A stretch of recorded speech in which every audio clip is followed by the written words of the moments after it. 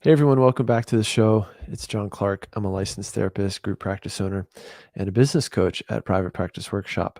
I'm excited to introduce my guest for today. It's Jenny Hughes. We're talking about overcoming vicarious trauma to thrive in your practice. Jenny is a licensed clinical psychologist specializing in trauma and PTSD.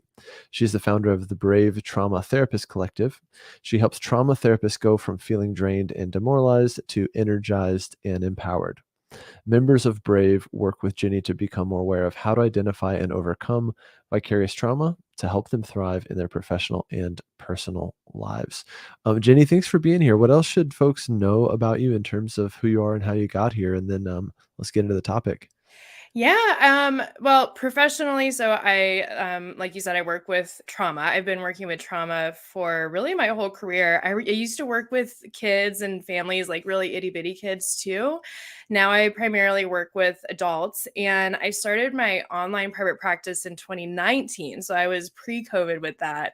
It was kind of a leap of faith doing an full online Oh, private wow. practice at that time. And where are you So located, by the way? I am in Houston, Texas, but I'm Mhm. from Colorado, and then I did grad school in California and lived in New Orleans and then came here. Okay. You like Yeah. moving, huh? Yeah, I've been all over the place. Probably really good at So packing. that said, a fun fact about me is I love Mardi Gras and have an entire costume closet and a wall of wigs here in my office. Amazing. New Orleans is actually my favorite US city. I've said it before. My best friend used to live there, so I'd visit a lot and get to see like his version of New Orleans, which was very different than the obvious Mhm. tourist version that you might get. But yeah, just love the place. Yeah, I know. It stole Yeah. my heart. Yeah. That's awesome. Yeah. Um, and what does your practice look like now? I mean, what degree of it is your clinical work? How many clients you seeing right now per week, maybe? And then how much of it is this kind of consulting work you do with trauma therapists? Yeah, so it's kind of 50-50-ish, although the consulting stuff is more sort of like in addition to the private practice. I see about like 15 to 20 clients per week, just kind of depending on attendance and cancellations and all of those fun things. And it still is all entirely online. So even doing things like EMDR virtually, which is really awesome. Very cool. Yeah, it's changed the game forever. Some folks know I own a group practice here in San Francisco, and we're a trauma and EMDR practice. So this is quite relevant to us, and we have a hybrid model. You know, some folks in person. We have a few offices here in the city, and then some are virtual or hybrid. My daughter is going down for her nap, and by that I mean not going down. I don't know if you guys can hear her Nope. in this My really dog was expensive barking when you microphone. were doing the Okay. intro, so I muted it, but Oh boy, she is screaming bloody murder, and Aw. it's just not her day for that. So I'm sorry if anyone can hear it in the How old is podcast. she? She's 2.5. I have a 2-year-old Okay. and yeah. Yeah. It's a wild time. It But right is. now it's not my problem.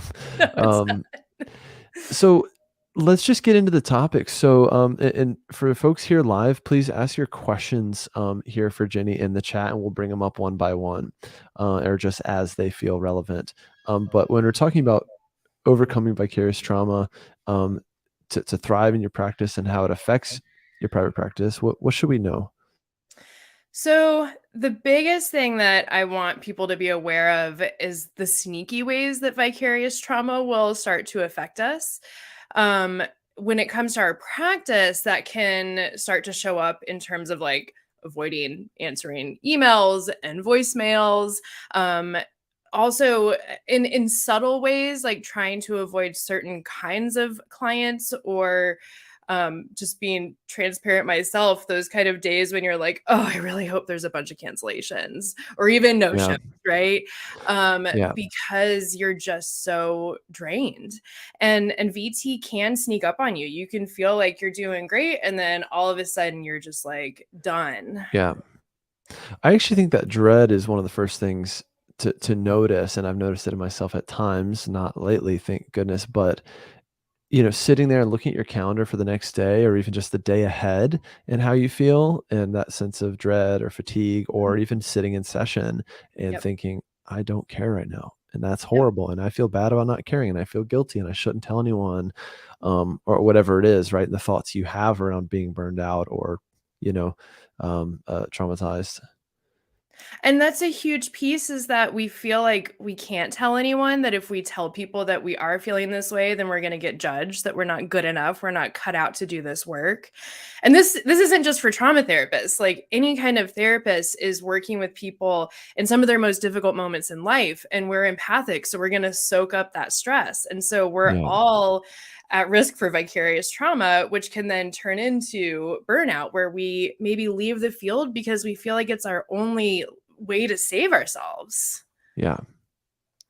So, why do you think vicarious trauma happens, and what does that look like in terms of the actual work in the life of a trauma therapist?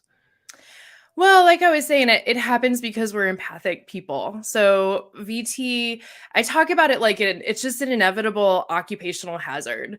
And so just like, in larger organizations, they'll have your ergonomics person come in and like fix your desk and whatever because it's going to mess up your back. Well, we're all at risk of VT because it is inevitable. Because of the empathy piece, because we are able to put ourselves in other people's shoes. And what happens is not only are we kind of holding that stress and stuff for our clients, but sometimes our brain doesn't really know that that's not happening to us. And so, whether it's trauma work or some other kind of difficult stuff you're doing with your clients, your brain, especially the visual center, if you're imagining it, it will start to go into its own fight or flight process because it thinks it's happening to you. Yeah. Yeah, I think the how vivid it can be, is a big part of it. Also, I think some clients, they're so in their trauma that um, they'll tell you about it in the first session in an incredible level of detail, and you have to at times take the reins of that and say, "Hey, first of all, it's really important that we get to this at some point, but right now, it might not be so helpful, right? And it actually might make them feel worse or get them flooded or Mhm. whatever." So a lot of clients starting trauma therapy have no idea how to live with their trauma or how to actually engage in, the trauma therapy. Yep. And I Yeah. think as a therapist, feeling effective in your ability to respond to your client's trauma, to their stress, is really protective. So new clinicians can be sometimes at greater risk for VT. Also, more seasoned clinicians because they're already kind of like spread so thin. But when we don't feel like we're able to respond, that imposter syndrome kicks in. It's like confirmation that we're not good enough and we chose the wrong profession. And that's really scary. Yeah, that could have big ripples if it were true. Right, if it were true, which is Yeah. such an important thing because those thoughts, they will, like, take hold, and that's why I talk about this and I want other people to talk about it because it happens to all of us. I've been doing trauma work really since undergrad, since, like, '05, more formally since grad school in '09, and I still have days where I'm like, "Oh my god," like, I this just happened to me a couple weeks Mm. ago with a client where all of a sudden something came out of nowhere. I was totally blindsided. And then I was like, what did I miss? How did I screw this up? This is all my fault. I'm terrible. Mm. Yeah, Yeah. happens fast. Mhm.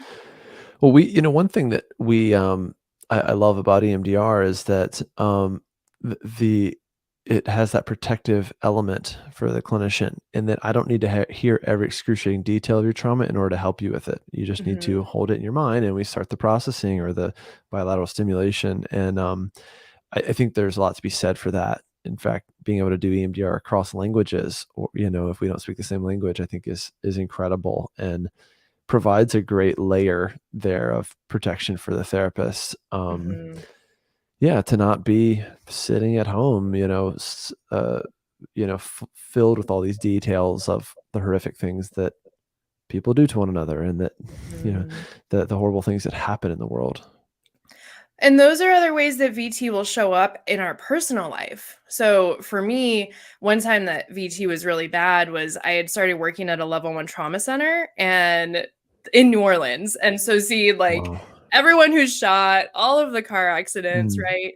And so among other things, I started to get really worried anytime my loved ones were in a car. Yeah. And I remember my now husband, we were dating at the time, he had like we were dating long distance, and he had left to go do something, and he didn't call me when he got there. And I do not micromanage my partner like anything, but in my Mm. head I was like, oh my god, he got into a car accident and he's dead. And it's just like it shows up in our personal life where when we're Yeah. not managing that, we start to worry about the safety of the people we love, Yeah. or we can get so jaded that we're like, well, your problems aren't bad enough. Like, Yeah. you really, do you know what I listen to all day? Like, why are you worried about this milk spilling? Yeah. Because you hear you work with cases that are so extreme and so literally like life ending or altering or whatever, and everything else feels dull, Yeah, compared to exactly. that. I'm pretty fascinated as to why trauma happens in the first place. And a little personal anecdote: I was an EMT for years, and out of the hundreds and hundreds of calls that I went on, um, there was only one that not only one, but there was one in particular that really stuck with me, and it kind of messed me up. I'll try not to get too much into it and flood myself here and traumatize the audience, but something I took away from it was two components with trauma. There's a sudden, unexpected overwhelm, and there's an being under resourced. So what happened was I went on a call, and it was just me on the call, and a driver who was not a medical person. And the call ended up being way more than we thought, way more than the dispatcher said. Mhm. So I was way in over my head, and it was so gruesome that no one would help me. Oh my god. And people were refusing to come in the house, or like even the police officers that were there on the scene would not come in the house. And so that one, you know, disturbed me way more than others that would seem like obviously disturbing or more gruesome or whatever. And it Mhm. just helped me think about that piece too, or not to make this all about me, but bring it back to clinicians as to when you're sitting there in session and you're overwhelmed and under resourced as to how do I help someone. And I felt that way for years until I had EMDR as Mhm. something in my toolbox, right? And I used it the first weekend after I got trained in it. It was like, okay, I have a tool to actually treat the trauma, Yeah. to treat the memories, to treat their brain. And it just helped give me that protective layer. But my own experience there as an EMT was just so informative as to like how trauma happens and how it Mhm. explains like out of 1,000 calls why this one was the most troublesome. So what are your thoughts Totally. about that?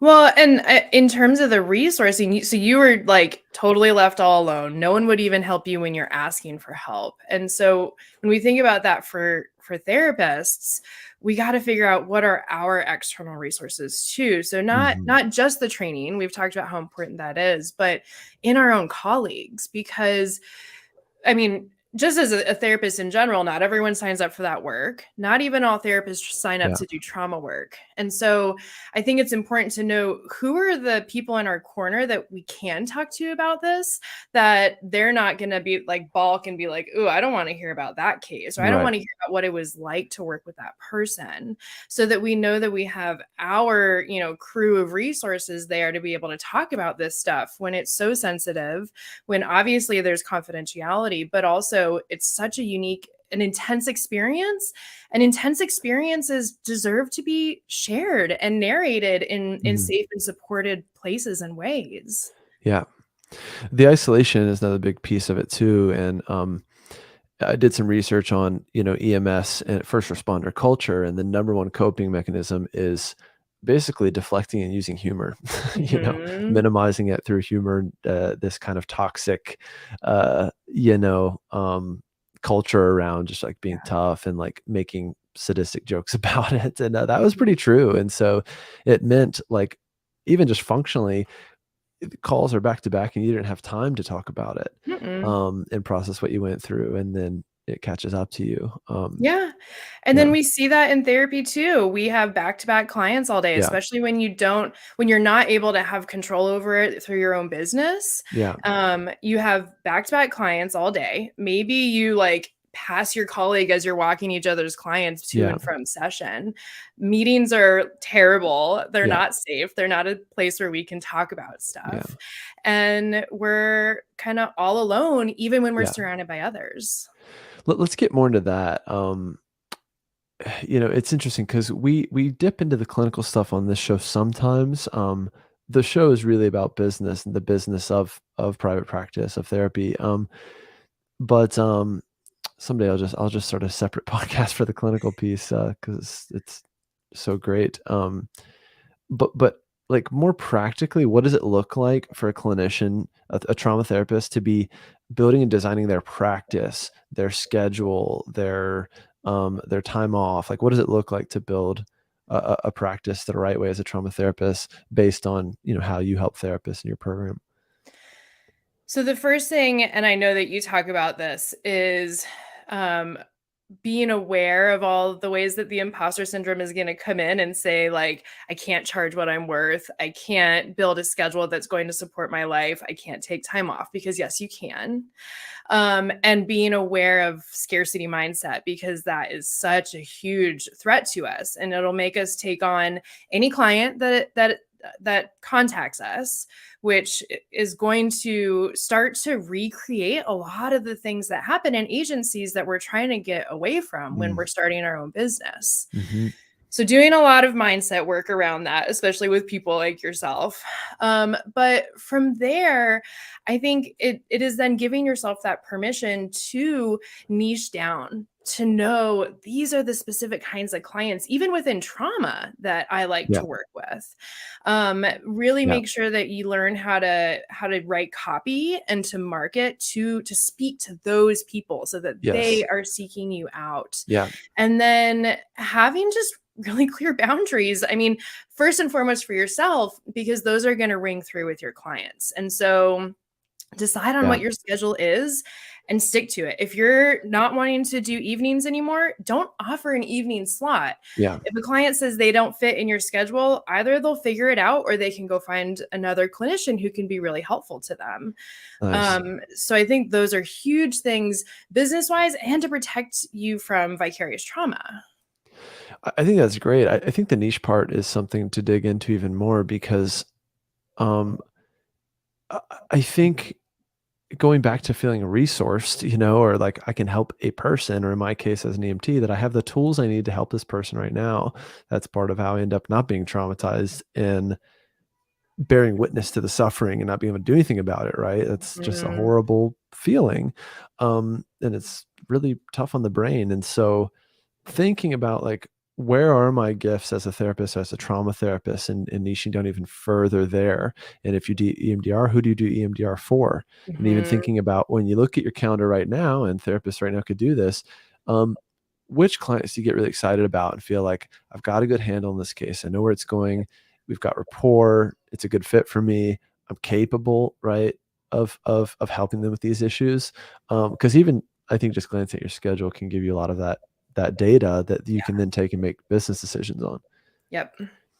Because then also knowing who falls within your niche means that you're going to experience more vicarious resilience. So that's the other side of this coin, where we, especially with trauma, I think I love doing this work because I really know that people can get better. We can't Yeah. erase their trauma, but people can get better from PTSD. Yeah. And seeing people recover and experience post-traumatic growth Mm, for themselves is one of the greatest resources for us as therapists.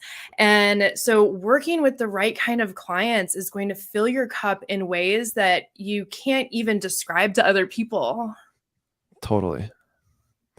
I think a lot of what I end up doing as a business coach is giving therapists permission to do the thing they really want to do Yeah. and not feel sorry about it or apologize or feel guilty, Yep.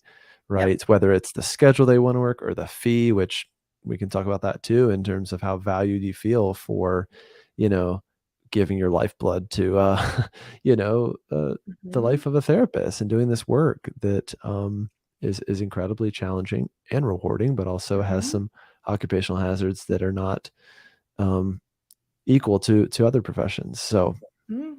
yeah, Yeah, there's so many invisible wounds that we experience, just like, people who are coming to therapy, they have invisible wounds. Yeah. totally.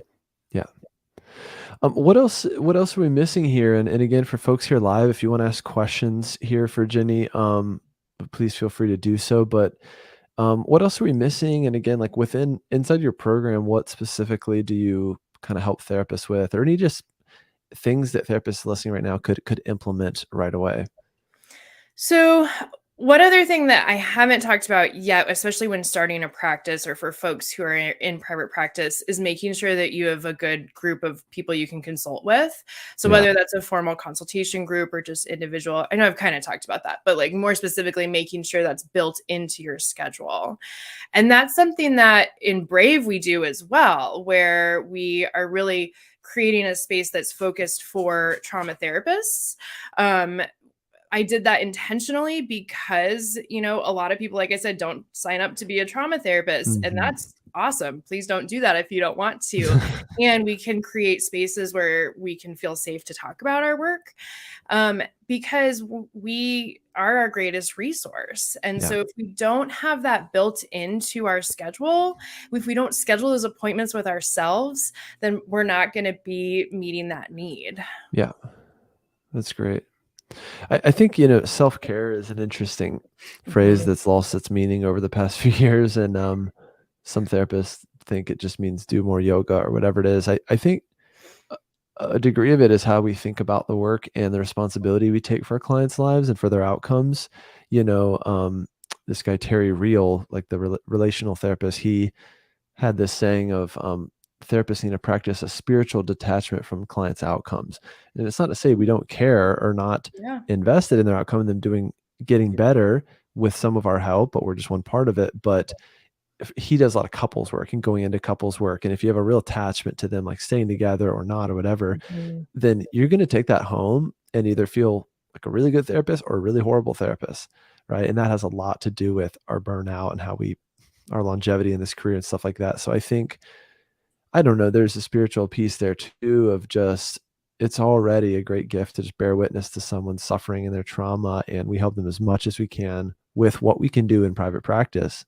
Mhm. Being a trauma therapist in private practice has so many limitations in itself, right? And knowing when a client needs more help and needs to go to a more intensive program or the Mhm. hospital or whatever it is too, I think is part of the self-care piece is knowing what our limits are, right? And being at peace with that, letting it be enough, at the end of the day, that I did as much as I could with what I have, for this client. And still, they might, end up feeling worse or get flooded or relapse or whatever, right? Mhm.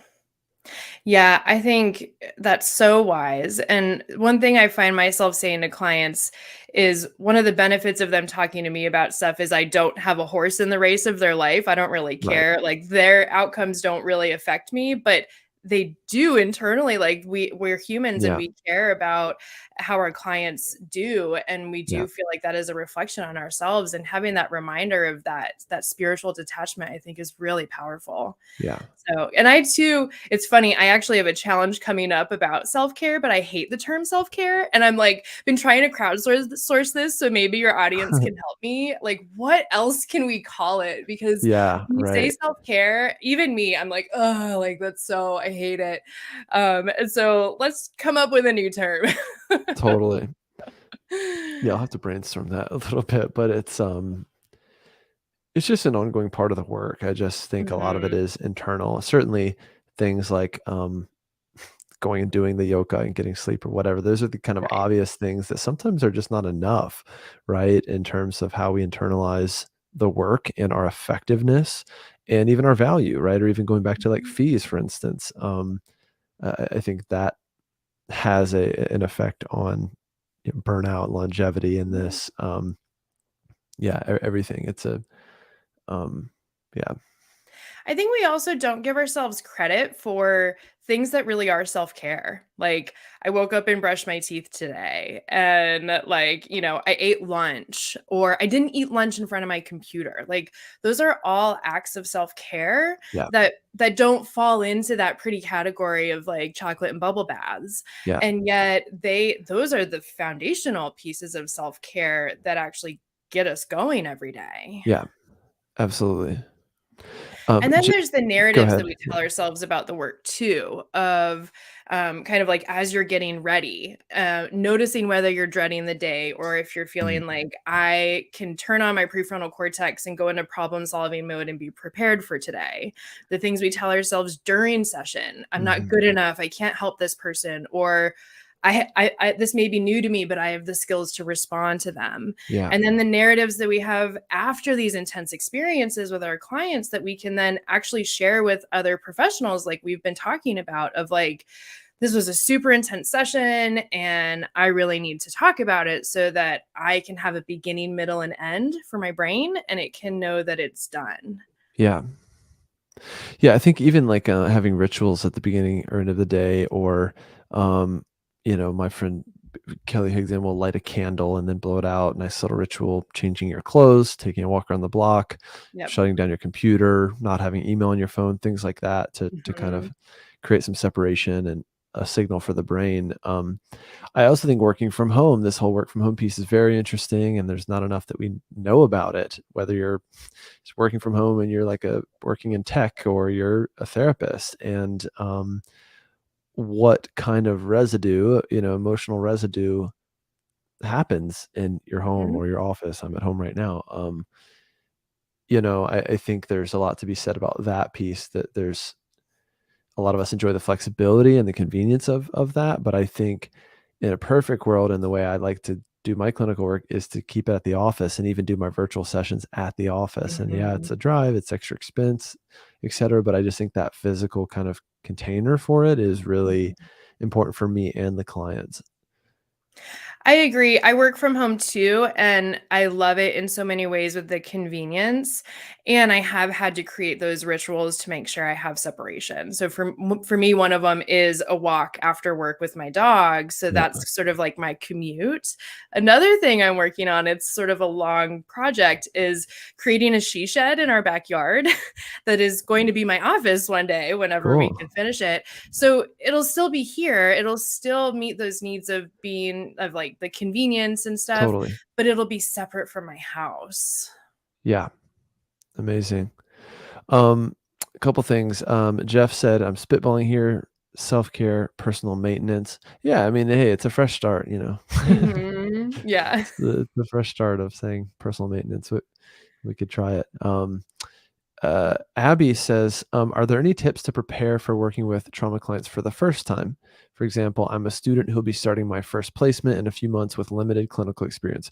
Great question, Abby. I'm glad you're here. We have a lot of folks in our YouTube audience specifically that are either in grad school or new to private practice. So, very interesting question. Yeah, Jenny, what do you think?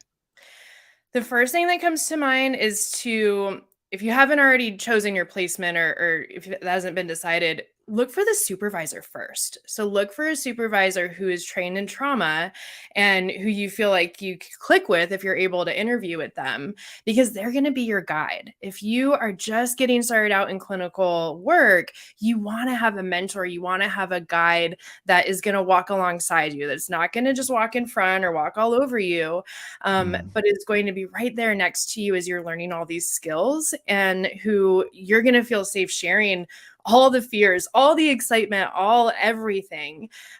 Because as a brand new person, there's so much for you to learn. And I would encourage you to check out a lot of different types of trauma work.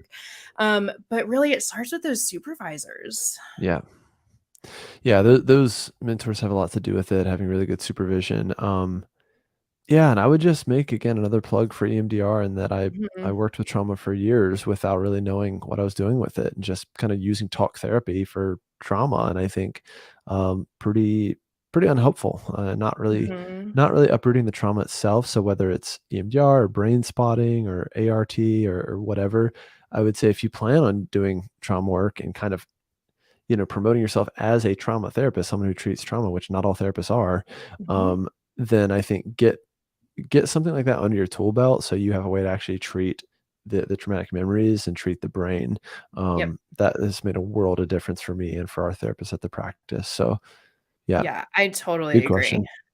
Yeah, and we have evidence-based treatments that work, so why not use them? Totally. We got just a couple minutes left, so any more questions from the audience? Otherwise, I guess from you, Jenny, like anything you feel like that's missing, or if there's one thing that you want to make sure therapists kind of take away from today, what would that be? I think the most important thing for your audience to remember is that therapists deserve to be cared for too. And so, whether that is within your community of therapists, with your own therapist, we deserve to have that care. And we don't get to do this work and be invincible and be Teflon. And so, Mm. there are places to be able to get care. Yeah, very nice. Yeah. Um, yeah, and I think again, just making those business decisions to support the type of work you do and have boundaries and charge what you're worth and have a schedule that has clean lines on it and clear Mhm. boundaries, I think has a lot to do with it. And if you don't Yeah, believe that you're worth being cared for, then you're not going to be doing those things for your business. totally. Yeah, and our own therapy has a lot to do with that too, in terms of looking at our issues of worth or why we're therapists in the first place, or therapists who maybe seem to like to be, traumatized or whatever in that kind of position. Well, me search is a big reason why a lot of us, myself included, go into psychology. That's Yeah, what brought me to it, years ago when I was 18. yeah, totally. Yeah. Yeah, And fair there's enough. nothing wrong with that as long as we're doing the work to become aware. Yeah, Yeah. absolutely. This has been great, Jenny. Just last thing here. So, how can people find out more about you and anything you want to promote now? Yeah, so, like I said earlier, I am actually doing a self-care challenge in October. So it's called 5 Days to Sustainable Self-Care, and I made a Bitly because I always make, URLs way too Hmm. long. I don't know why I haven't learned that yet. But it's bit.ly/brave self-care if people wanna join. It's free. It's a 5-day challenge, and in those 5 days, we'll be going through and really developing a sustainable self care plan that culminates with 3 months of self care built out into a calendar. Wow. And then from there, depending on kind of what people are wanting in addition, I also have the Brave Trauma Therapist Collective, which is an online membership where we are able to give each other continued support above and beyond the different kinds of events that I do throughout the year. And so Very people, cool. when people join the challenge, they'll learn a lot more about the collective at that time. Awesome. Very Yeah. cool. Jenny, thanks again for being here. A lot of fun and very interesting stuff. Couple things coming up on our end next week. We have a guest. His name is Randy Langendorfer. I'm sure I messed that up. His topic, he's going to be talking about passive income from real estate for busy clinicians. So we are just spanning all sorts of topics here with very little overlap. But make sure to be here if you're interested in that. Although last week was all about Learn. trauma It too. was, yeah. Hey, thanks for noticing that. And we have an additional interview coming up on Tuesday, 3 p.m. Pacific, with Justin Cromer. He's a digital marketing and SEO guy. He's really brilliant, I think. And he's been here before. So two shows next week, actually. Tuesday, 3 p.m. Pacific with Justin, and then Thursday at this time, 1 p.m. Pacific with good old Randy. So yeah, that's it for now. If you're interested in working with me, I have just a couple slots open right now for individual coaching. It's privatepracticeworkshop.com. Click on work with me, then you can book a preliminary 30-minute session with me to see what it's like, and we go from there. So thanks again for being here, and thanks to Jenny, and we'll see you folks next week. Thank you so Thanks much. again. Cheers. Bye. Bye.